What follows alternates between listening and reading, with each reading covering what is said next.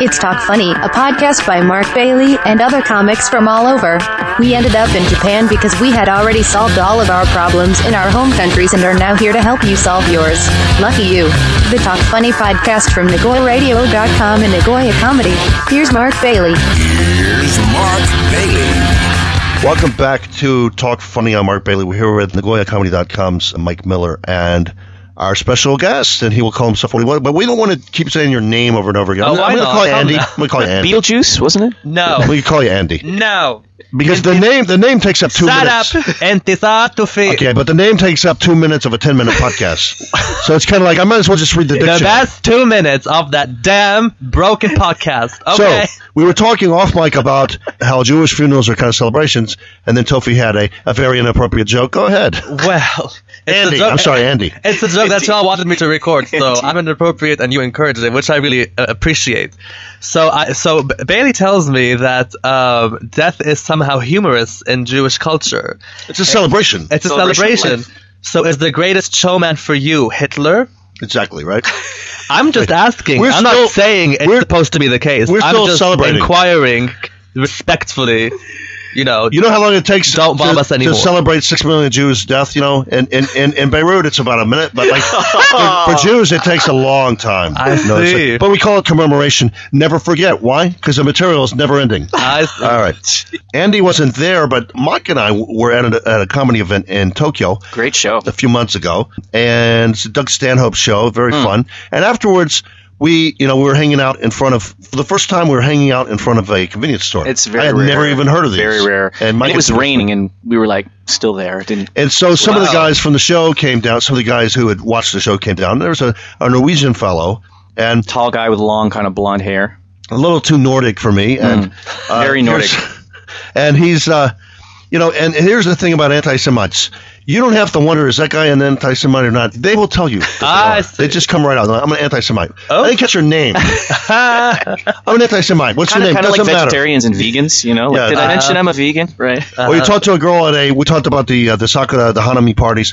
Talked to a girl for like 2 minutes, and you're just talking to her because she's there, this, foreign girl, and you're not trying to pick her up. You're just talking to her. And we were actually talking to someone about a comedy show about how to do open mic.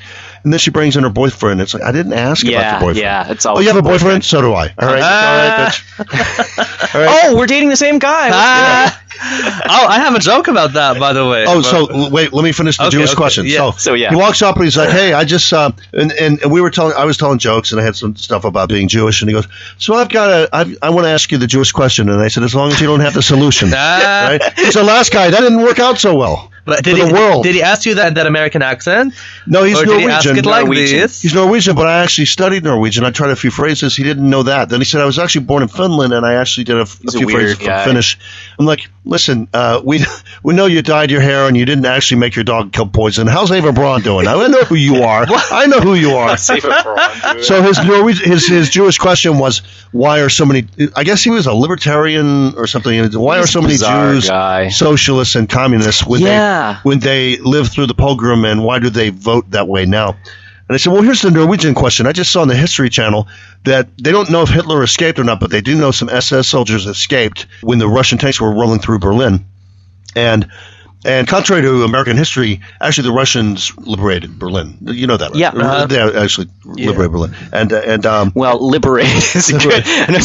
We liberated Berlin like we liberated Crimea.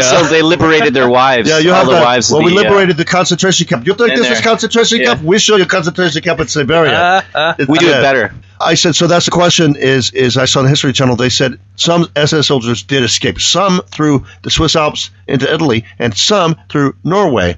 And he goes, oh, you know about that? I'm like, yeah, so how you like that? Now you got a Norwegian question. Right. All right, so that's it was weird.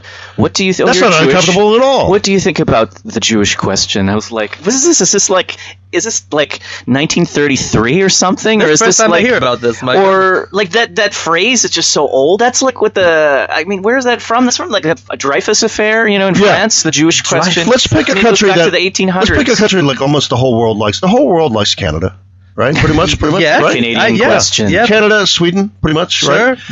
So you're Swedish. Let me ask you the Swedish question. That's probably not going to be good. What's really in the meatballs? We know there's horse in there. Well, here's the thing with like in Japan, I used to hear this a long time ago, and I would hear people say it wasn't xenophobic in the words, but the spirit was. And they'd say something like, yeah, you're a foreigner, and then my daughter, her teacher is a foreigner. Seems to be a lot of foreigners recently. You don't do that about, there seems to be a lot of cotton candy around here recently, Mike. You like cotton candy? Yeah. I know I hate cotton candy. Seems to be a lot of it. You notice there's more and more cotton candy every year. We don't need that. Build a wall! We don't need that. Build a wall.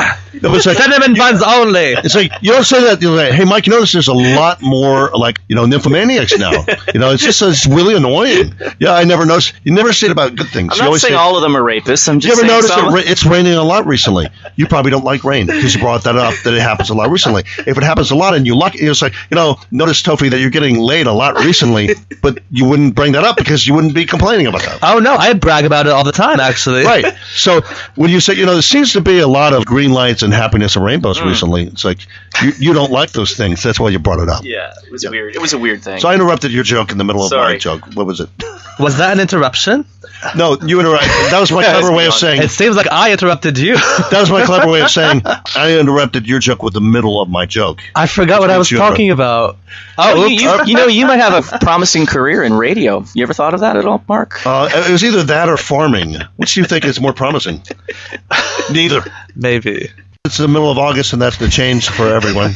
Yeah, we're all changing. So hot. We're all changing. It's melting. So hot. I'm in Lebanon right now. So you were mentioning that you've lost some friends. I did over the course of the year. I lost 3 people who I thought were friends of mine. One of them, I sensed like a red alert when she did not really appreciate some profane humor that we appreciate here in the Bailey comedy scene. Is she Japanese? No, she is not. She's from a former Soviet state. I'm not going to name which one. Oh, really? Just to respect her. Latvia, me guess. No, Ukraine not. Hey. Anyway, if you guess it, it's on you. Estonia. Uzbekistan. Uzbekistan. Are you craning your neck? Ukraine? I used Ukraine. That's right. Yes.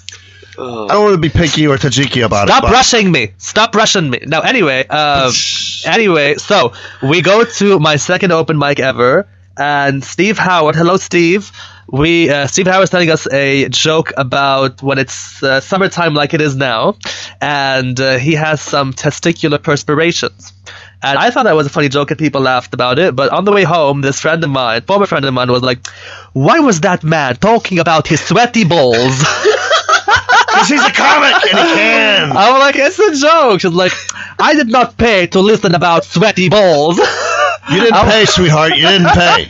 Usually you get paid. Anyway. You think 1,000 yen is payment? You didn't pay. It's such a shame because, she was such a good friend of mine. But I guess if we disagree on these things, it wasn't going to last anyway. So moving swiftly, she doesn't matter anymore. Can I, before I forget, but that's worth breaking up a friendship because, Steve Howard's balls are important. Don't make fun of them. Blue balls matter. You know what I mean? But also, that's also, it's worth breaking up a relationship because as a comic, you've got minutes and minutes of success ahead of you. Yes. Wait, am I maybe being even insulted? 12?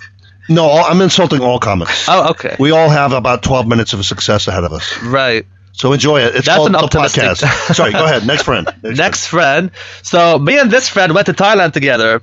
And apparently, he's very sensitive about cultural, political correctness. And I am not. He's Japanese. No, he is not Japanese, but he might as well be because he is delicate as screw. We like stereotypes, so you need to say he has no stereotype. This guy what is he? He is gay, but he's not a fairy. But what is he? What is he? Japanese? Or? He's South African, but he's white. All right. He looks like Jesus. Jesus was struck by lightning. That's the best I can describe it. He has very unsettling eyes. Wow. Yes, I'm not going to make fun of him further because he's very, very sensitive, it seems. Anyway, so we go to Thailand, and of course I'm obnoxious but lovable. I'm obnoxious but lovable, okay? You are. I agree. Sugar is sweet. Salt is salty. Intisar is lovable. It's just the way it is. And all three of them are bad for you. Yes, and in doses they can do wonders. But what kind of radiation was your mother on for you not to appreciate my ass? I would like to know. What kind of chain-smoking prostitute was she to get your taste buds screwed up like that? Anyway, so we get to Thailand. Of course, I'm obnoxious but lovable.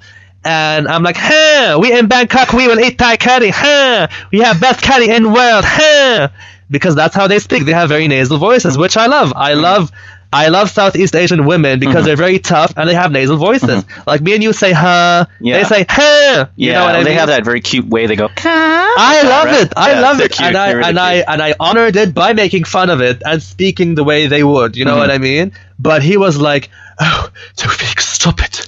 You are offending everyone here." I'm like, "Oh well, Lady Strangeworth, I think some people would laugh at this." And indeed, the third person who was with us on the trip found it very, very funny.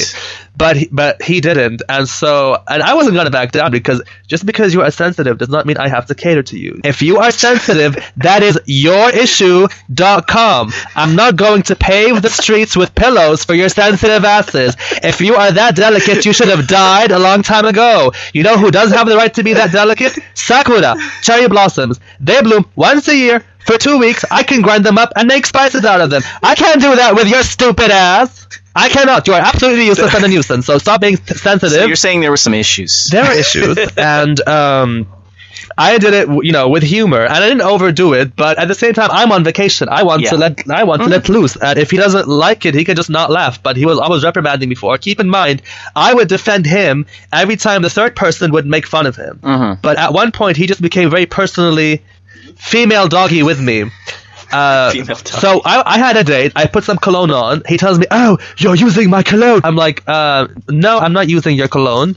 I have the exact same one, except bigger, because it was bought for me by a sugar daddy. You sexless, hopeless, cheap idiot." And you're greedy and you're stingy too, my goodness. But yeah, anyway, we come back from Thailand to Shanghai airport, which is disastrous. I am all for the global south rising, but I cannot stand Mandarin. I hate Mandarin. Yeah, Mandarin is a hard language to listen to. If there is a hell, it is the official language of hell. Hell is in Mandarin. Cantonese is funny. Cantonese is almost good, even if you don't understand it, it's like "Bai Mai Ma." Well, I think I understand what you're saying. Apparently, they have some vicious swear words as well in Cantonese. "Bai Ma." Yeah, well, I don't like Mandarin at all, but Shanghai was just like constant Mandarin, and it was at night, so all the shops were closed. It is a dystopian wasteland. We were in right to Mike Miller. Yeah, Mike Miller at Nagoyacomedy.com.